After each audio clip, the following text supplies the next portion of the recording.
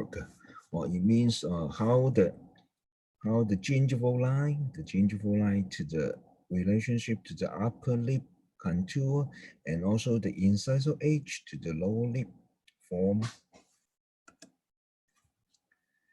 In the extraoral smile analysis, we separates to the frontal from the frontal. We need to analyze the facial asymmetry and also the proportion of the frontal view, or like upper third, middle third, and the lower third.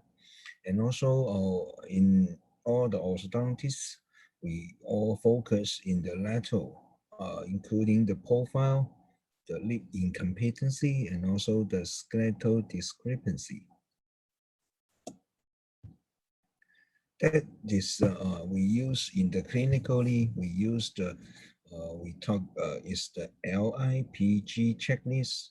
It means the lip length measurement and the incisor line determination, and the proportion of the tooth establishment, and also the gingival level confirmation. We have 4 parts. We call this is the LIPG checklist we use in the clinical. The first one, the lip length measurement. We focus to from the subnasally to the most inferior border, of the upper lip.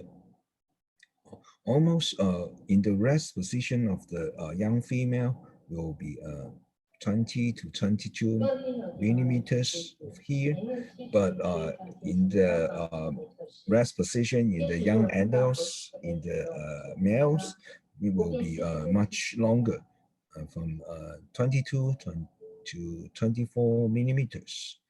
And if the patient, or we measure this distance, if the measurement is smaller than 50 millimeters, then we define this is the sharp upper lip. It means we need to not only to treat the tooth, but also we need to treat the lip.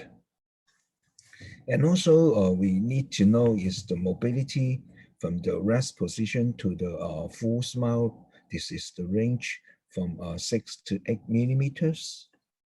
So we have rest position and we have a full smile, and will be a range from 6 to 8 millimeters. This is the first one we need to know. And the second one is the incisor. There is the incisor line. Optimally, the incisor plant, according to the number 2 incisor line, this is the optimal incisor plant, will parallel to the curvature of the lower lip. And you can see this is the upper tooth incisor edge will almost parallel to the lower upper border of the lower lip. And this is a range, we have, this is a very important numbers.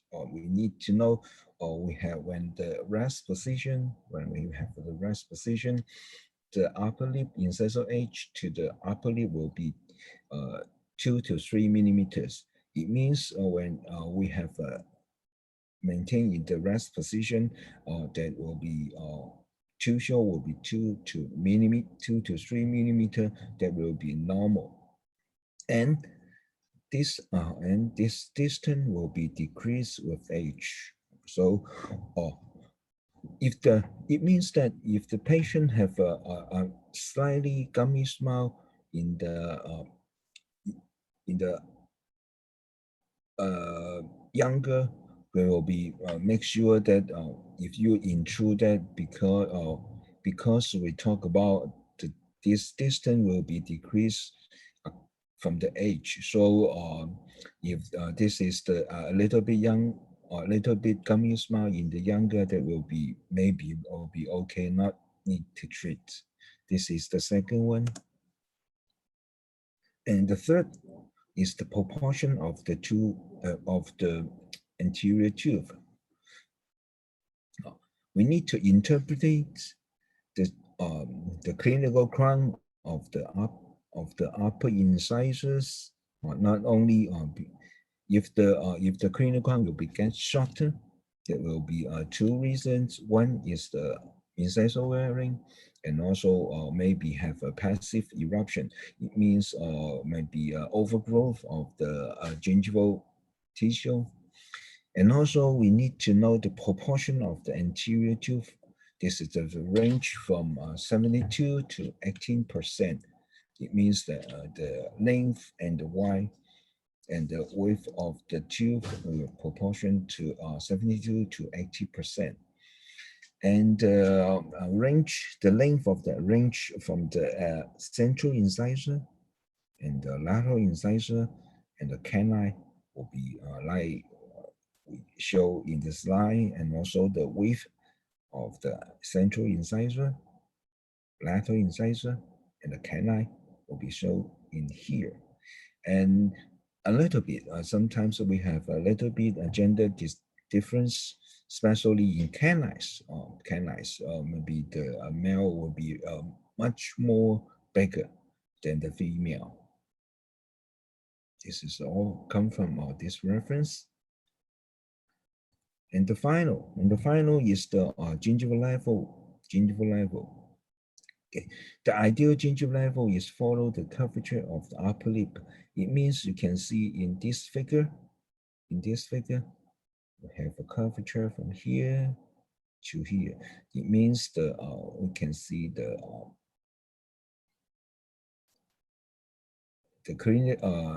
marginal gingival over here is all parallel to the lower border of the upper lip. And the optimally position of the marginal gingiva will be the central incisor and the canine will be the same level.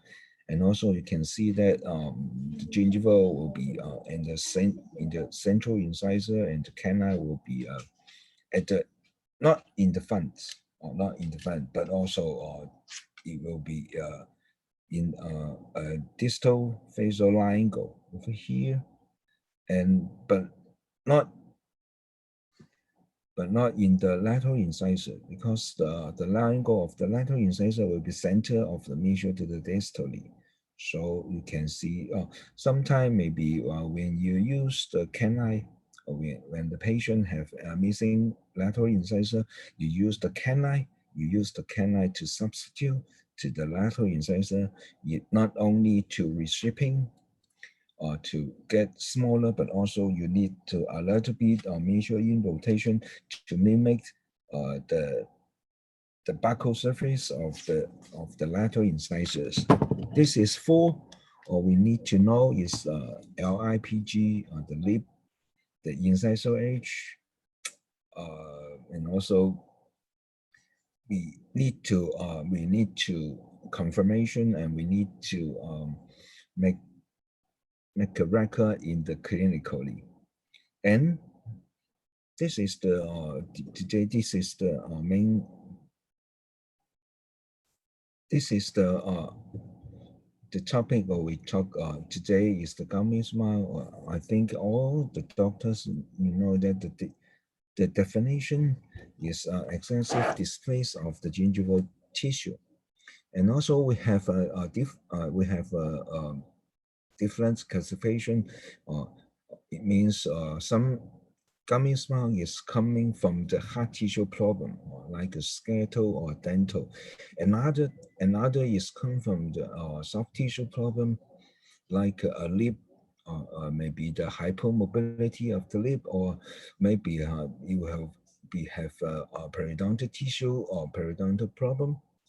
We will talk about the lip focus. In the last case, we talk about the lip hypermobility and how we treat this kind of cases.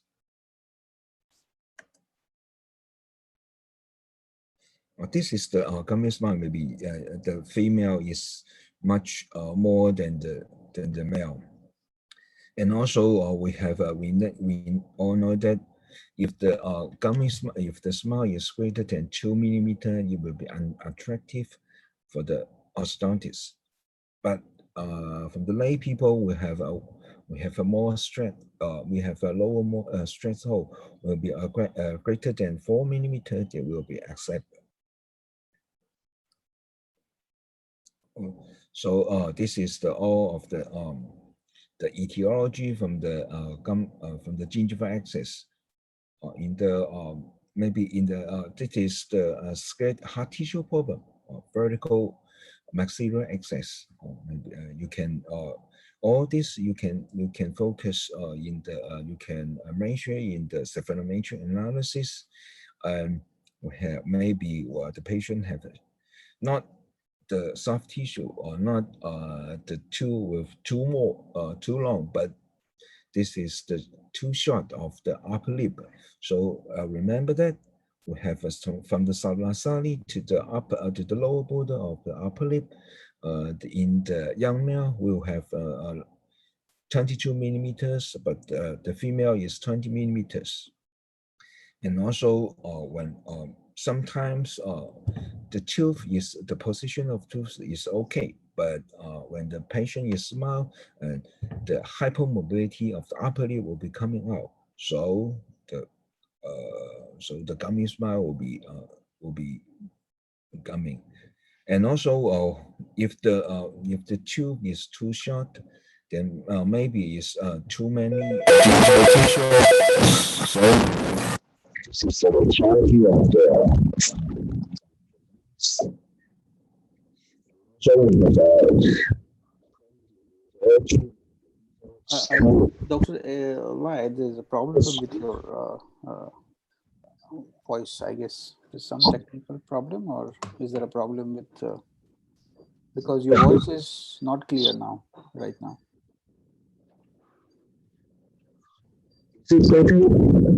A lot of disturbance. Not good. Now it is fine. Perfect. This is okay? Yes. Okay, thank you. Thank you. I'm sorry. Now we just go in the clinical cases to see how we use the LIPG checklist to collect the data, and also we have many other consideration. So in the if the patient have a vertical maxillary access, it means just not only maybe the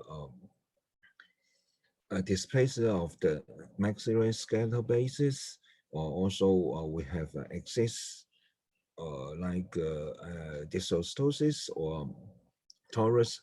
Sometimes we have excessive alveolar will be covered by the periosteum. So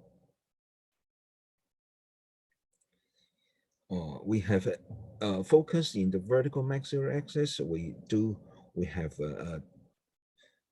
a different degree of the classification. We have from the 2 to 4 millimeter. You can see that over here, 2 to 4 millimeter. Maybe you can use the orthodontic treatment, or also plus periodontal treatment. If the displace is over 8 millimeters, maybe you need the OGS, or sometimes we will talk about the last case. You can use the lip repositioning technique. Actually, this is a simple surgical technique I do myself in the clinically. I will introduce. Another one is in the soft tissue. We like consider the tooth.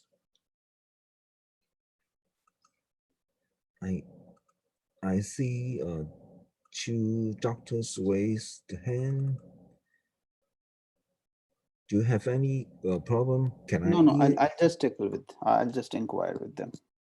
This is now it is okay. Yep. Okay, thank you.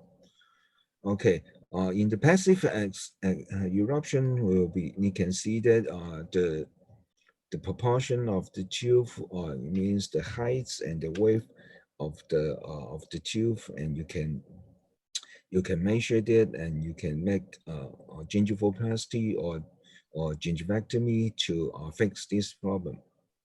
I think this a little bit is okay. Now we have a DSD. You can use you can use the software. You can use the software, and you can measure how many gingiva you need to remove. Whatever is the fees, whatever.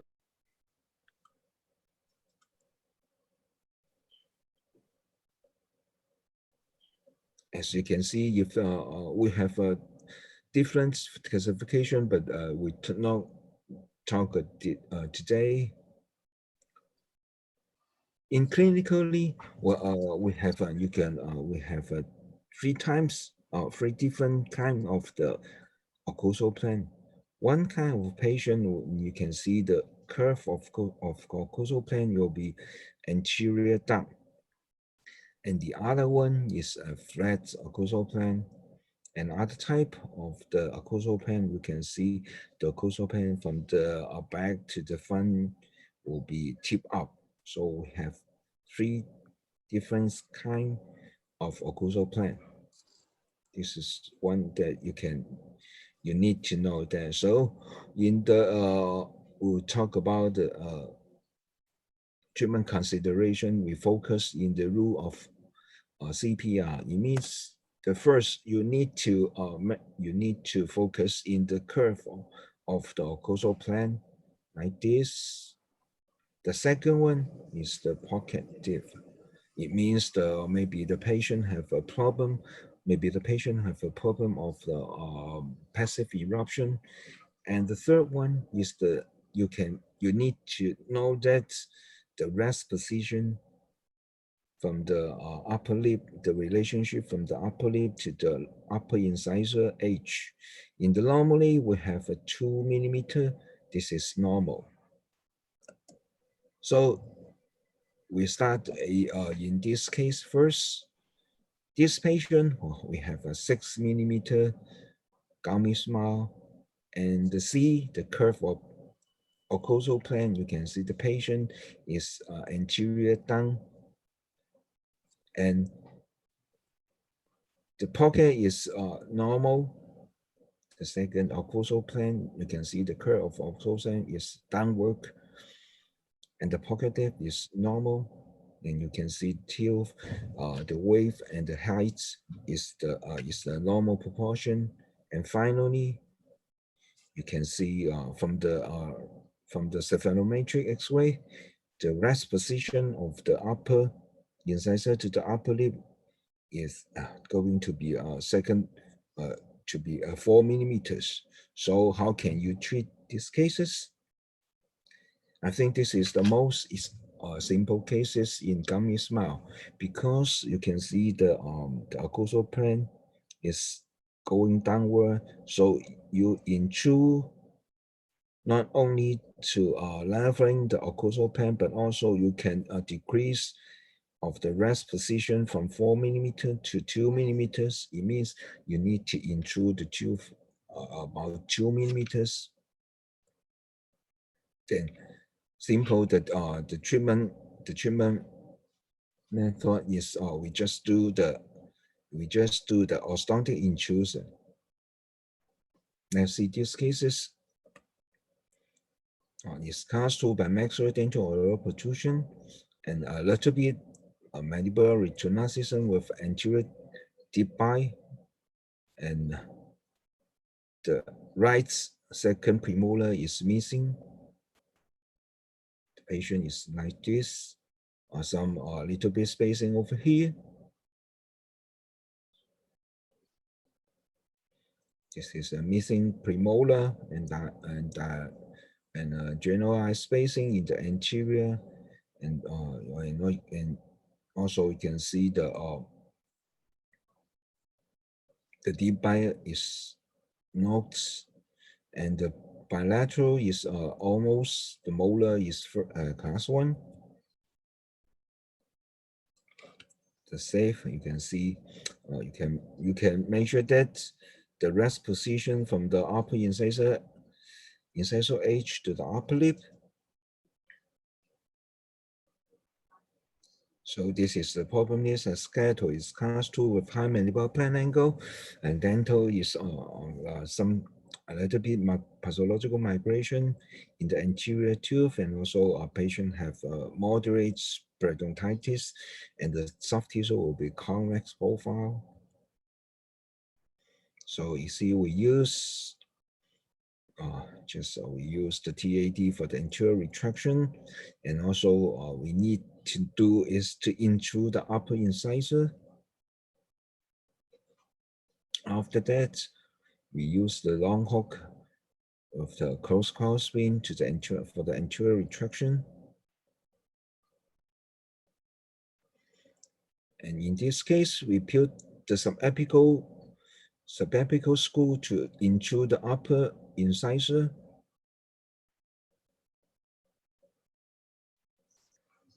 We have to screw over here for anterior maximum anchorage for anterior retraction, and also we put the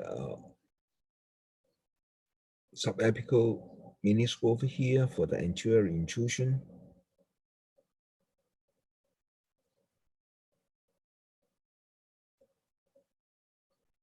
After treatment, now we have a class 1 canine and the molar relationship, and also the bite is correction. This is the post-treatment SIF and the panoramic X-ray.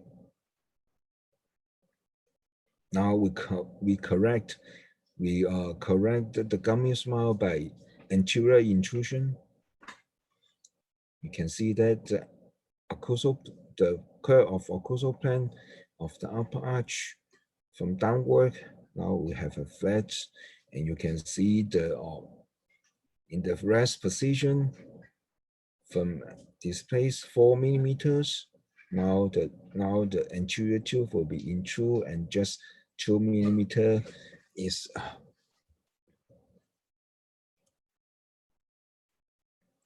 okay.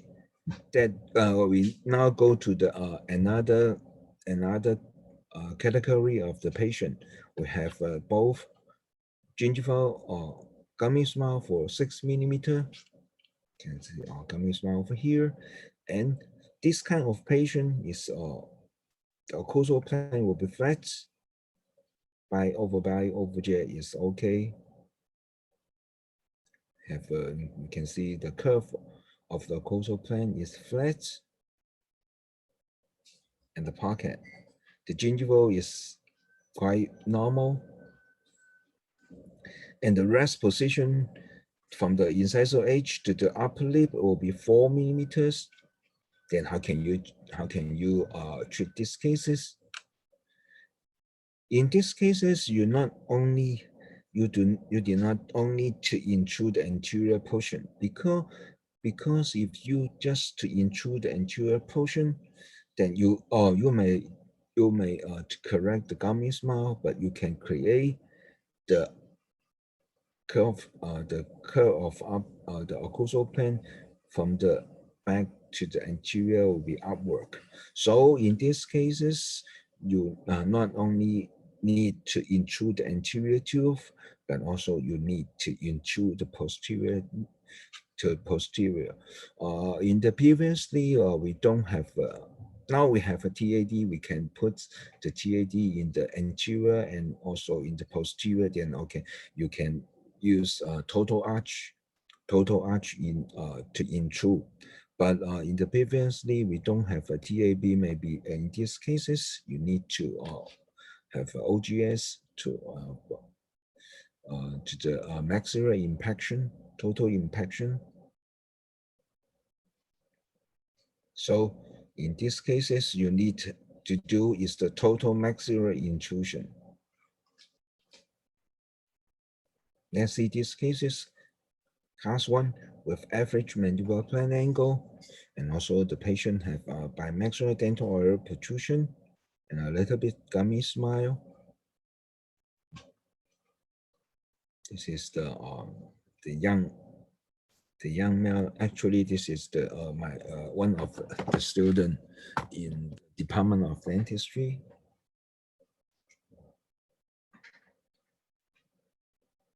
yeah,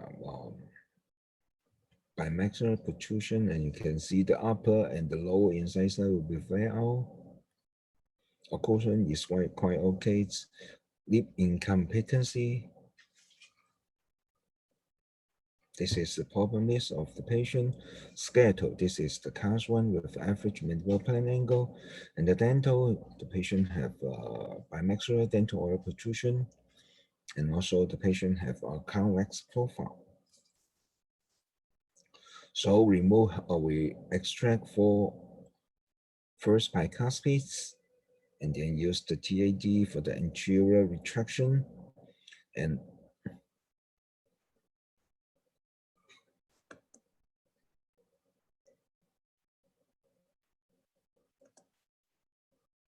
after the treatment, you can see, but actually, this patient not only we use the reverse curve, we use the compensating curve of the upper arch, and also we use the TAD to intrude the molar of the upper.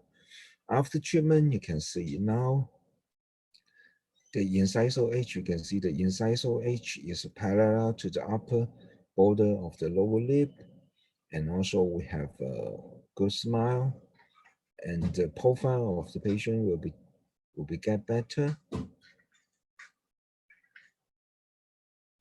Now in the intraorally, the midline is coincident from the upper to the lower, and also we have a cast one canine and the molar relationship.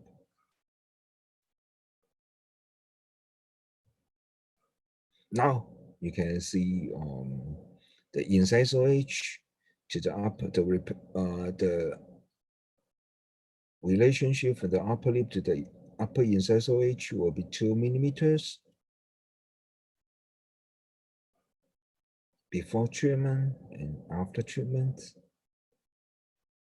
we get more anterior retraction, and now we have a lip can close, and also we have a normal nasolabial angle. Now, we maintain of the curvature of the upper arch occlusal plane, and before treatment and after treatment, we make a massive anterior retraction, and also now we have not only the retract the upper incisor and also intrude the upper incisor, not only in the anterior but also in the posterior. So we keep the curve of upper occlusal plane is flat. This is the second classification. In other cases, you can see the patient have flat occlusal plane and cast-free malocclusion with occlusal plane canting. And also in the frontal view, the patient have a joint deviation to the mandible deviation to the left side. So in these cases, we need to use the joint deviate to the left side. So the left side is molar cast one, and the right side is totally cast free.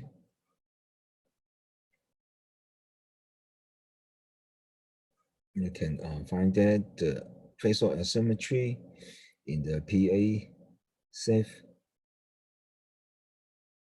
Now skeletal, did the patient have cast free with joint deviation? Dentally, this H to H bite and midline deviation.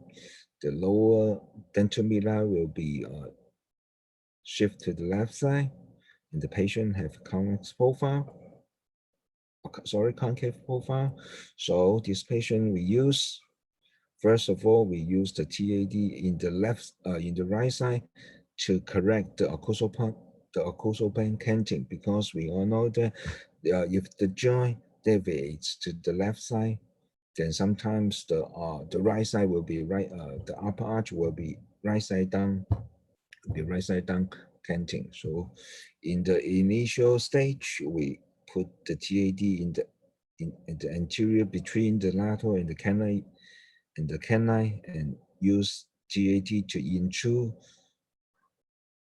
the right portion and to correct the canting and combine with the OGS to treat this patient. After that, we not only to intrude but also to retract for the decompensation of the upper arch.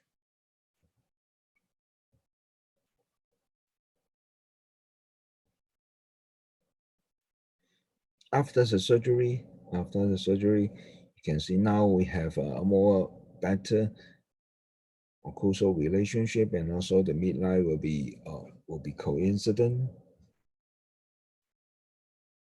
After the treatment, we have orthodontic treatment combined with the OGS. Now the patient will get better. And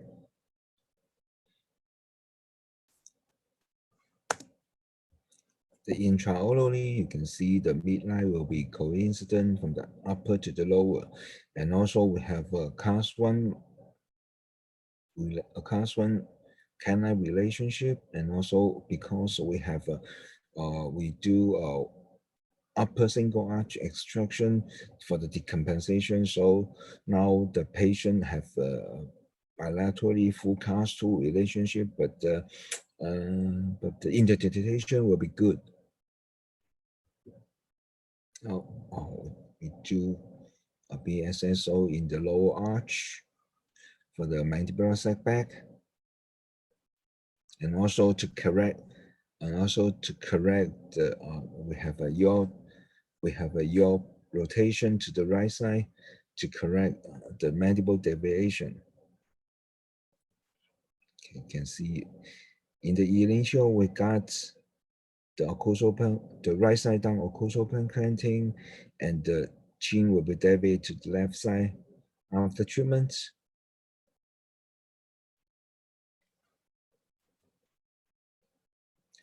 So these cases we need to even the occlusal plane will be canting, but the upper occlusal plane will be flat. So after treatment, we keep the flats of the occlusal plane in the upper.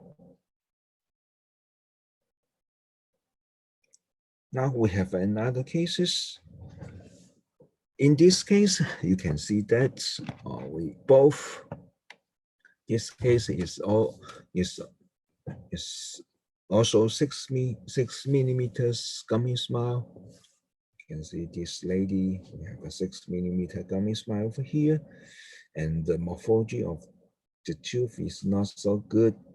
But the main problem is the curve of occlusal plane will be get upward in the anterior portion. Pocket is quite okay, but the proportion of the two will be not good. And the rest position of the anterior tooth will be 4 millimeters. So how can you treat this patient? First, you need to intrude, because the rest position from the upper incisor to the upper lip will be, if the patient have 4 millimeters, it means you need to intrude 2 millimeters. But you can see the curve of occlusal plane will be upward in the initial. If you intrude the anterior, then the curve will be more steepness and the anterior. So in these cases, you need to intrude the anterior, but also you need to intrude the posterior more. So in just the same, when we don't have a TAD, in these cases, you maybe you need to do the OGS for totally 3-piece maxilla 3-piece for the intrusion of the anterior maxilla and the posterior maxilla. But now we have a TAD, so we use the TAD for anterior intrusion, but also the posterior intrusion. You can see this The diagnosis of these cases is class 2 malocclusion with low mandibular plane and the severe clouding.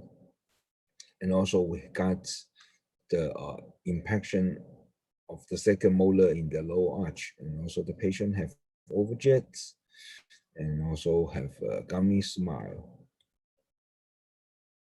You can see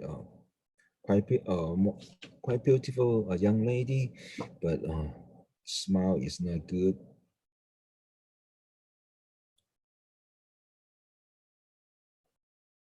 So you can see we have almost a class 1 class 1 molar relationship and the canine relationship in the left side, and the right side we have a class 2 canine and the molar relationship. This is the pretreatment cephalometric X-ray. You can see. So the problem list of these cases is skeletally, the patient have class 2 malocclusion with average mandibular plane angle, and gummy smile, and also bimaxillary dental alveolar protrusion, and but the profile is quite good. So in these cases, we need to not only to intrude the anterior, but also we also need to intrude the posterior. So in these cases, we use the alternative treatment. Just put the TAD in the mid-parietal suture and attach to the TPA to intrude the bilateral molar.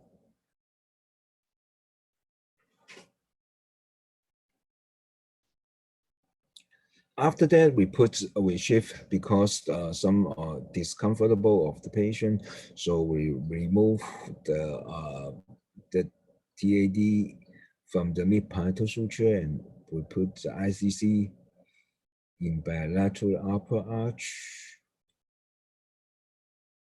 And also don't forget this because sometimes we just put the TAD in the buccal. If you intrude the molar not only intrude but also the molar will be buccal flare. So you need to intrude bilaterally. So I suggest you can attach the TPA to control the torque of the upper molars, and then you put the 2 TAD in the buccal, so you can use you can intrude both sides of the molars.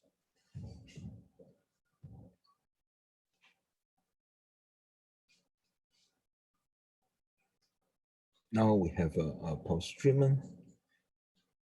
You can see that the first is the curvature of the upper incisor edge will be parallel to the upper border of the lower lip, and the profile is quite good.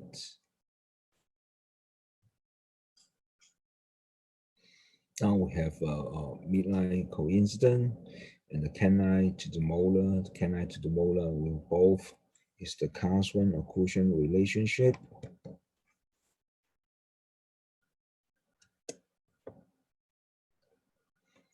Let's see the rest position from the upper lip to the upper incisor will be 2 millimeter. It is a quite good profile. Before treatment and after treatment. Now the patient will correct the upper the gummy smile.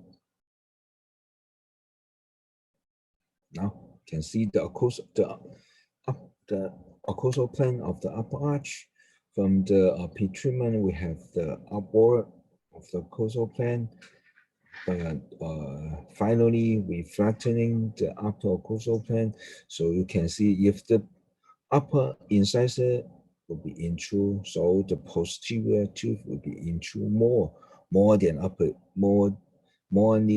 upper the incisors area. Okay, the same situation. This patient have 6 millimeter gummy smile, just the same. We have a 6 millimeter gummy smile. You can see over here, and the curve of the occlusal plane will be flat. Now the patient have pocket depth will be 4 millimeters.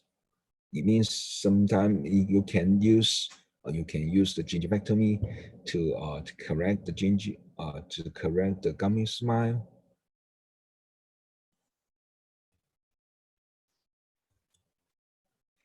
And the rest position. Now the rest position is 2 millimeters. What is mean that the rest position of the upper incisor edge to the upper lip? It means that you can treat this patient, but you cannot to intrude the upper incisor, because if you intrude the upper incisors, you can correct the gummy smile, but you can create another problem. Is the patient is low enough to show in the rest position? So how can we diagnose these cases, and how can we treat these cases? So sometimes, according to the pocket depth, the patient have 4 millimeter. So you can see, you can use the gingivoplasty or crown lengthening procedure to correct the gummy smile. And if the patient, the same patient, if the patient have a curve occlusal plane is flat, and if this patient do not have pocket depth, this is normal. And the rest position, during the rest position, the incisor edge to the upper lip will be 2 millimeter. They will be normal. So how can you treat this gummy smile? You cannot reshaping the gingival tissue. You cannot to intrude not only the posterior but the anterior, because you intrude the tooth, then you can create another problem. I tell you, you can create a patient. It will be no enough tissue in the rest position. So remember that the gum show will be decreased. It will be decreased according to the age. So you get the patient have no enough tissue. That means the patient will be not more aging. So how can we treat these cases?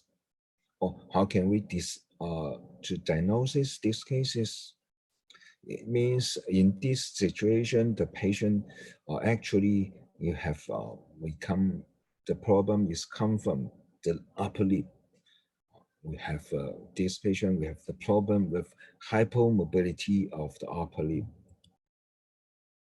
So we actually the patient, because the dentist we can treat the tooth, and also we can treat combined with the OGS, we can treat this hard tissue like our bone, and also the maxilla we can intrude.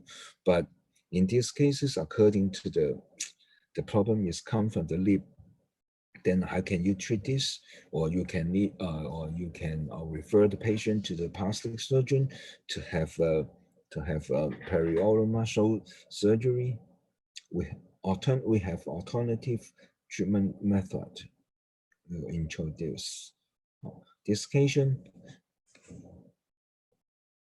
This patient have cast tooth with high mandibular pen and large overjet, and bilateral will be lower or will be missing molar.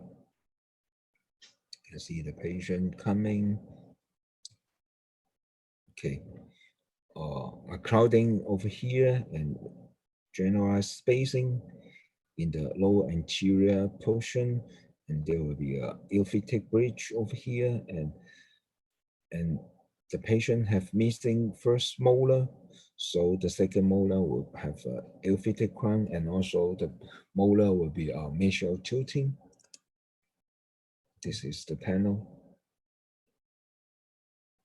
You can see the patient lost bilateral molar, first molars, and second and third molar will be also mesial tilting.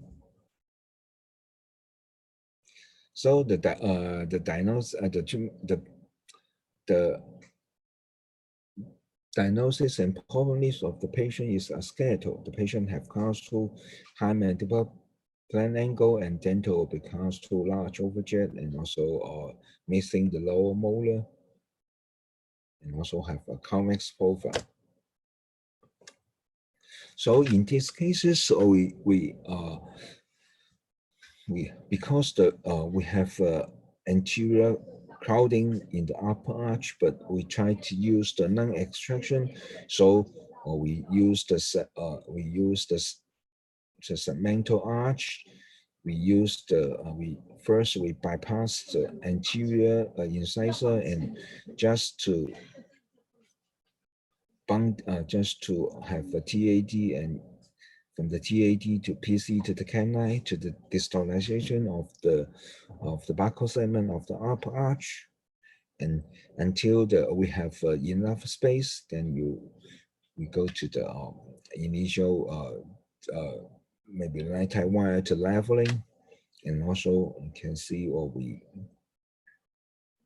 put in the level arm from here to upright the molar.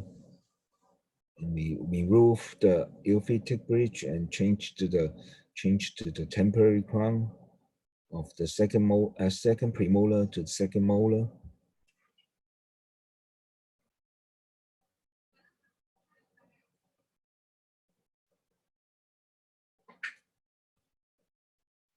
Now after that we got enough space between the incisor and the canine, so we leveling, and also we use the lower consolidation to the anterior portion. We try to close the space of the lower.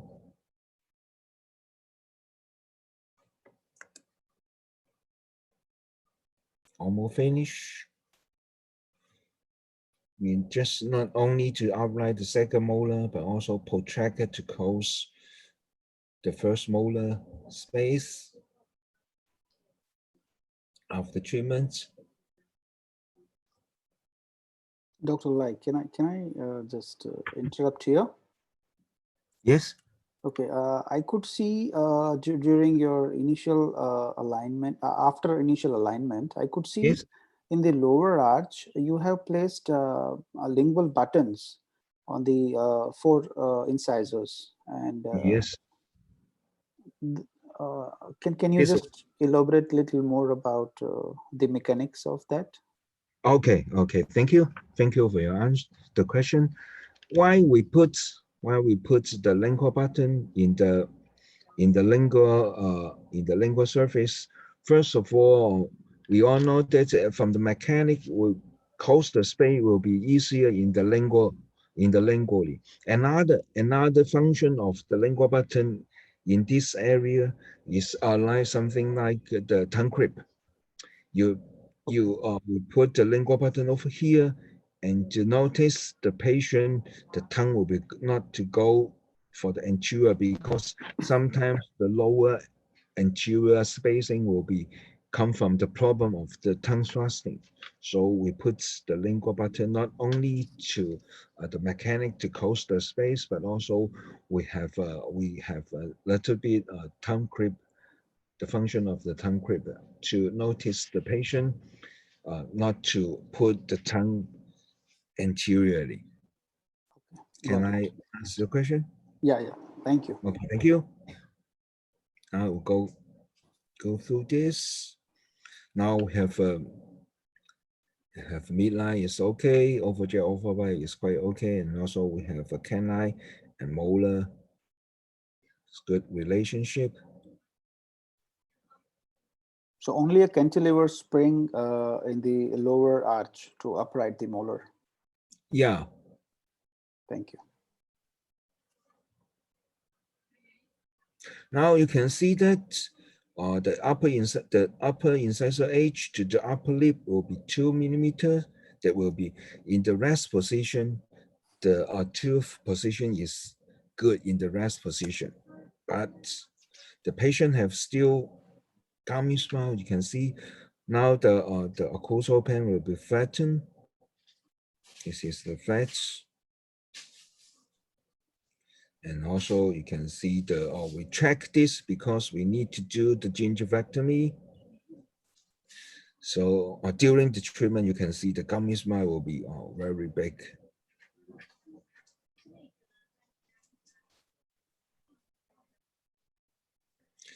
So in these cases, how to correct the gummy smile, we use two techniques first. Sorry.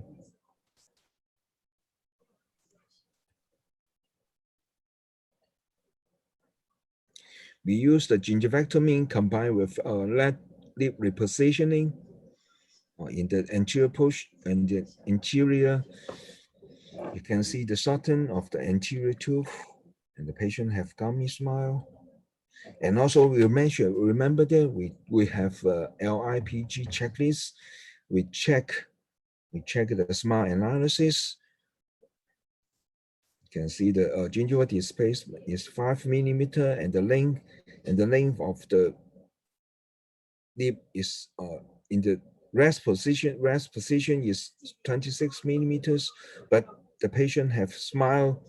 In the smile, you have 17 millimeters because remember that the normal mobility of the lip is 5 millimeters. So in the measurement of in these cases, the lip mobility will be 9 millimeters. So, so we can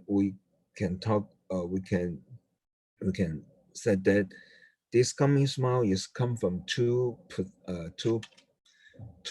portion. One is the partial eruption of the gingiva, so you can use the gingivectomy to correct it. Another one is the hypermobility of when the patient is smile, the hypermobility of the upper lip, so the traction is more in the upper lip, so we got an excessive gingival displace. So first, we measure the tooth width. We measure the proportion of the tooth. So we make you use the normal proportion of the tooth, make the markup from the canine to the canine, and use this markup, cover the tooth, and make the gingivectomy and the gingivoplasty over here. So now the proportion of the heights, the length and the width, the two will be more normal. And secondly, we use the lip repositioning procedure. You can see we make the incision over here, just at the mucogingival junction. And then we need to reduce 4 millimeter. Like these cases, we have a 6 millimeter. We have a 6 millimeter gummy smile, and we remove the excessive gingival tissue, and we need to correct the hypermobility of the upper lip. So if the hypermobility in these cases, sorry.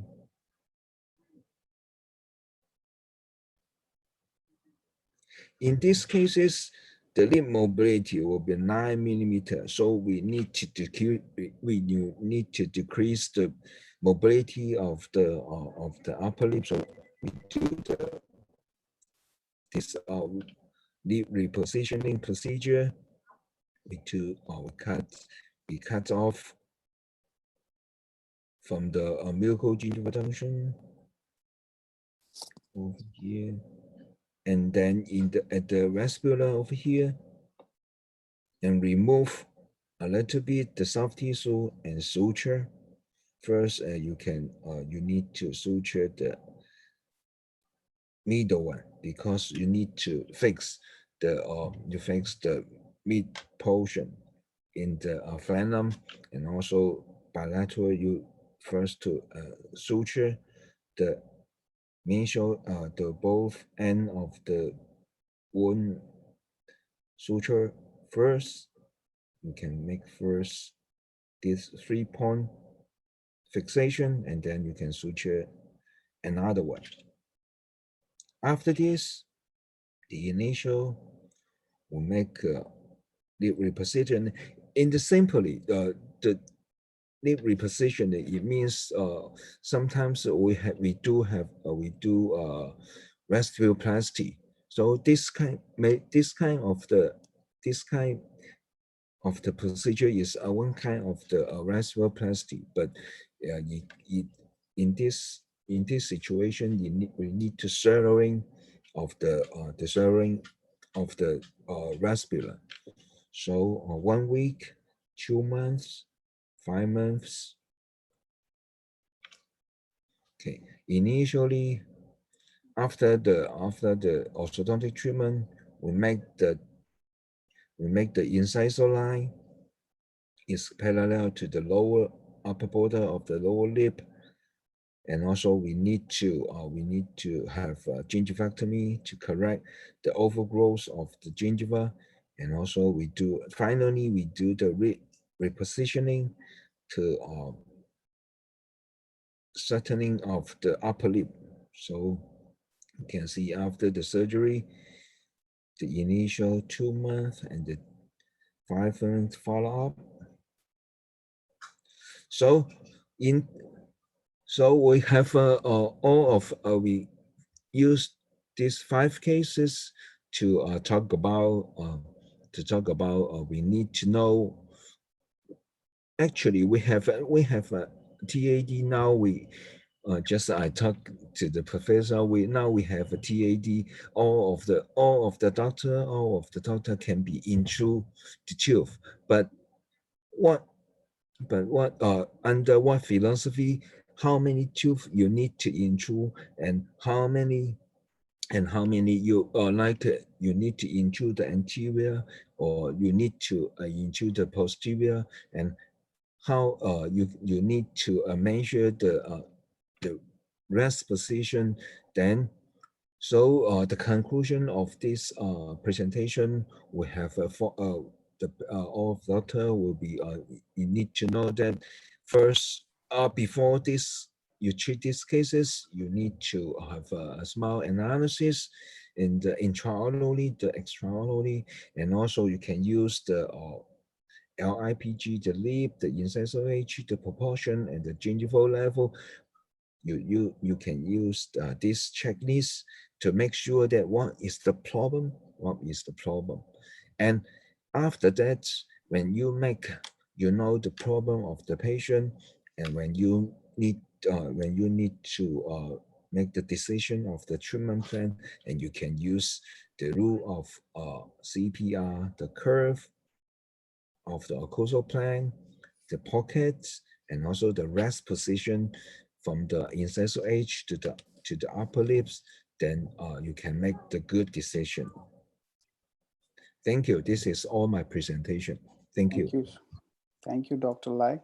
It was a wonderful presentation showing the cases which are either periodontally compromised or having a complex problem, and you actually used your biomechanics so efficiently to make it look very simple in the end, right? Because sometimes it's some difficult. So in this, according to the time, so I'm not focused in the biomechanics. Yes, and one thing I have learned from your presentation is that your treatment planning is the key factor, right?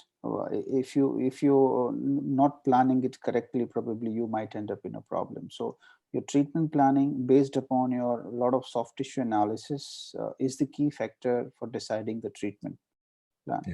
Correct? We have some questions here.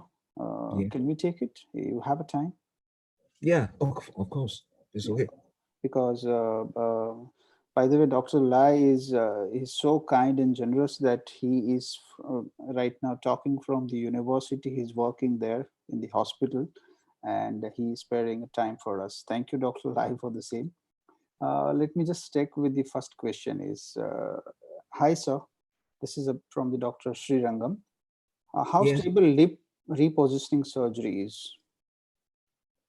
How stable? Oh, they will be very stable. Actually, we put we have we submit these cases to the Australia Orthodontic Journal, and we will be going. Yeah, it will be accepted. Maybe coming. I don't know how. I don't know how many times they need to publish, but they will accept it. So I can say if you because in that article I will write more detail about the treatment of this light surgery. So it basically reduces the tonicity of the lip hyperactivity, so that it is kind of lip lengthening procedure, because the lip will not be lifted because of the hyperactivity. Right? Yes. Yeah. Yeah. So generally, a periodontist would be of great help, if you get it done with the oral surgeons. Actually, I do it by myself. Oh wow, amazing! Yeah, amazing. but I think periodontists can do this, not the oral surgeon. The periodontist will be can do this good. Yeah, thank you. Okay, the second question is from Dr. Shakti Kumar. There was a relation of aging with the less incisor display. Is there any proportion in which that is related? Yeah, we have publication. We have we have a detail. I can send the paper. I can send the paper to the doctor if they need. Yeah. Yes. Okay. Dr. Harnor Dillon, how are the anterior four intruded in this case? You mean what case? This is in, I don't know whether last case. Let me check if the doctor is there. We can. Yeah, if the last case, remember that because the rest position of the incisor edge to the lip is normal, so I cannot to intrude the anterior. I cannot to intrude the incisor. I just to distance of the buccal segment, and we get enough. When we get enough space, then we leveling. But I cannot to intrude the upper. Dr. Dillon, you asking about the last case? Yes, sir. Thank you, sir. Thank you for the wonderful presentation. So my question was regarding the case in which you'd used a single lever for intruding the canines and the posterior segments first, followed by which you aligned the anterior force and then intruded the same. So my question was, did you simply use a night eye wire to align the upper segment, the anterior segment with the posteriors? Or did you use separate biomechanics for intruding the anteriors? First of in that case, first of all, we just used the leveling of the buccal segment, because I don't want to tube the leveling to fail out, and we need to retract secondly. So we just use the night eye to leveling the posterior buccal segment, and after that we use the sliding jig. You know sliding jig? You know that you use the sliding jig to pull back the first and the second molar, and then we use not only from the TAD to the sliding jig, but also to the canine. So you see the canine will be little bit intrude. This is a side effect. This is a side effect. I don't want to intrude it, but because we use not only the sliding jig to distalize the molars, but also we use the PC to the canine. We try to retract the canine, but sometimes canine not only to distalize, but also a little bit intrusion. So after that, I will let it fleet and also leveling. this is not I need to intrude the canine. Yeah, there's a little bit of a side effect.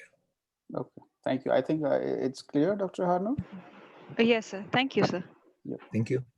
Okay, the next question is from Dr.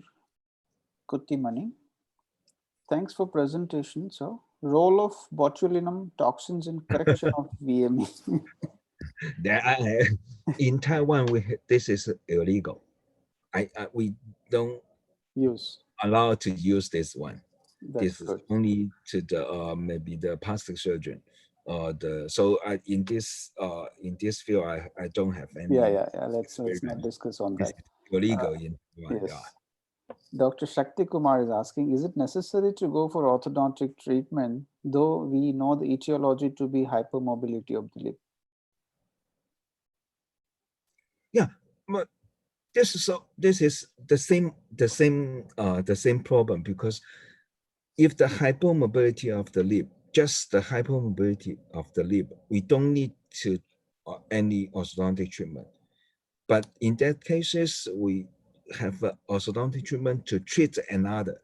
So you can see the cases we totally retract of the upper arch to for anterior retraction, for total arch retraction, and also we upright the lower molar and to protract the lower molar to close the space. But in the front, in the anterior, in the incisor, I don't do any intrusion because the patient is no need. So after we do the lip repositioning procedure after the orthodontic treatment, because after the orthodontic treatment, the incisor, now the position of the incisor will be the permanent, the finally. So we can use the you can use the this position for the reference to move how many soft tissue we need to move. So if just the gummy smile is come from the hypermobility and the occlusion is good, then I just don't do any orthodontic treatment. You just need to do lip repositioning. Okay. This is my answer. There's a question from Dr. Mohammad Anishur Rahman from Bangladesh. What do you do if gummy smile is due to shorter upper lip? Oh, in this case, if the patient, maybe you can use the, you can both use the if that kind of the situation, maybe you need to send the patient to the plastic surgeon. Okay. Yeah, because not only the because the lip repositioning, we just don't need to control or to correct the hypermobility, the mobility. But if the material is not enough, maybe Then you they need might to need a make chiloplasty. yeah. Okay. Maybe recutting or double cutting of the to the we can send to the plastic surgeon will be easier. Okay, sir. When we do a lip repositioning, are there any chances of scar formation, which might lead to a fibrosis and later on any shortening of the lip or something like that? Yes, a little bit scar, but the patient cannot see because the position is the most bottom of the vestibule. Okay. Dr. Shakti Kumar, is there any clinical subjective method of checking hypermobility of lip? Yeah, maybe I talk in the presentation. Yes, you did. Check you use the roller to check the rest position and then the smile. What is the difference? Because the in the normal limit will be 5 meter, will be 5 millimeters, and so the mobility of the range of mobility is greater than 5 millimeters. That will be defined is the hypermobility. Okay. There's a next question from Dr. Navjit Singh. Sir, the profile straightened with edge as lips become more retrusive with a decrease in upper lip thickness. So Should we give consideration while treating adolescent patients?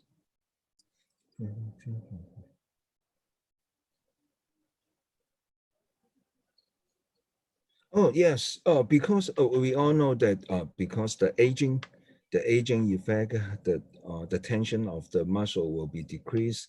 But now the patient, but we sometimes we need to satisfy the patient. Right. True. Very true. Is that right? Yeah. Yes. Now the patient need, or I need to retract, or I need to more beautiful now. So Right. sometimes we need to retract, but according to the orthodontist, you need to consider not to over retract. That Yes. will be my answer. Okay.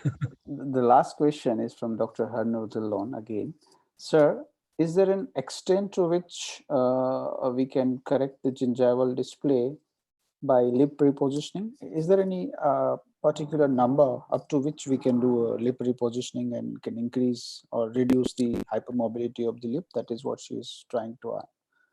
Like suppose few like 5 6 Yeah, maybe in the front. Yeah. Okay. How much we can maximum reduce the hypermobility of the lip? How much we can expect? How much we have more patient will be 10 millimeters. Oh wow, that's According to the it's very vascular subjective depending on the patient. patient clinically. Yeah. Yes. A different patient will have a different Okay. situation. One more question came in. Dr. Anupam Agarwal, thanks for amazing insight on gummy smile correction.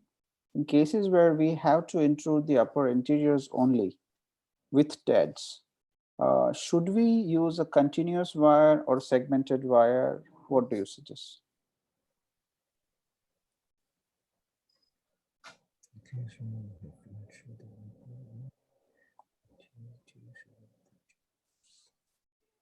You just need to intrude the anterior, the upper anteriors. He's asking for intrusion of the upper anteriors. Should we Yeah. use with the TADs? Should we use a continuous arch wire, or you would prefer a segmented arch wire? Okay. In these questions, I think, in my opinion, is according to the can you need to or can you want to change the occlusal plan. Right. If you want to tilt the occlusal plane, then you need to continuous arch. But you just need to intrude the different portion of the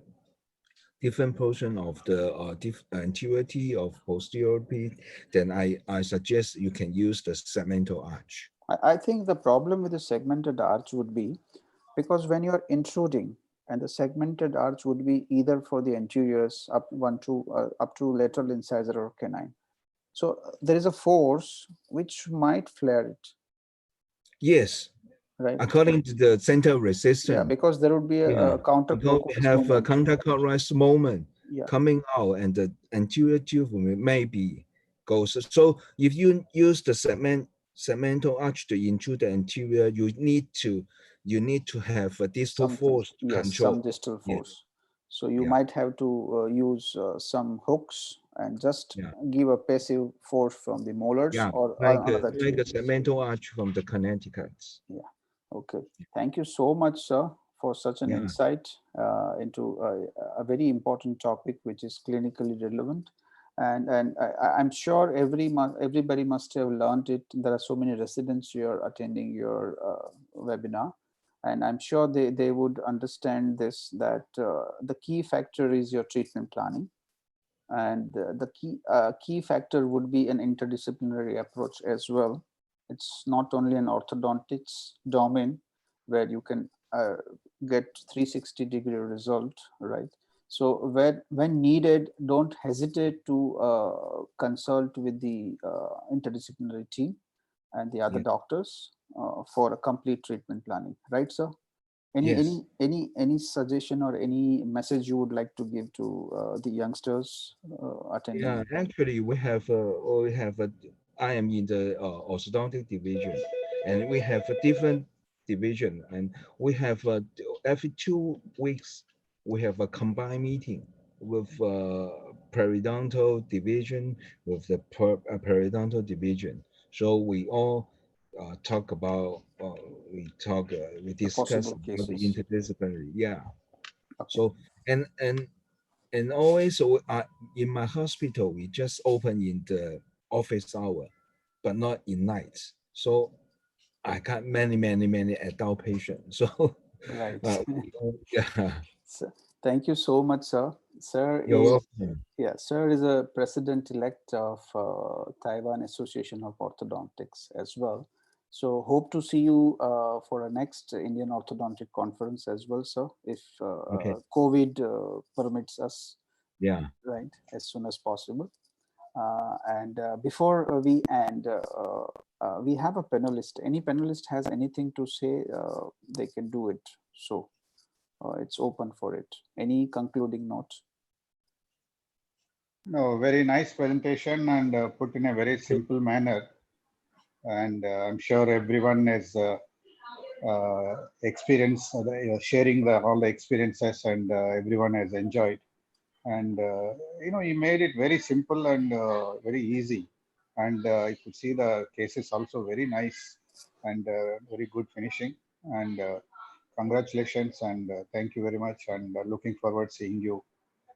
Okay. Thank you. Thank you, sir. Uh, be- Thank you so uh, much. yeah. Okay. Before conclusion, I would like to just update our attendees about tomorrow's webinar. It's insight into the lingual orthodontics, where how to use a simplified method of doing a lingual orthodontics in your private practice. We will have an eminent speaker, Dr. Tushar Hegde and Dr. Prathamesh Chalindre from Mumbai. The timing and everything would be shared with you. Thank you once again.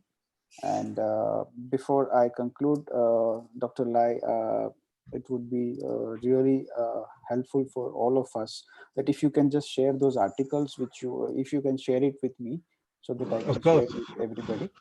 Okay. And thank you for sparing your time and sharing your Thank knowledge with you. us. And I'm happy to do this. Thank you, sir. Thank you. We wish all were very healthy and pass Same to this. you. You too. Yeah. Stay safe, sir. Thank you. Okay. Thank you. Okay. Bye Bye-bye. bye.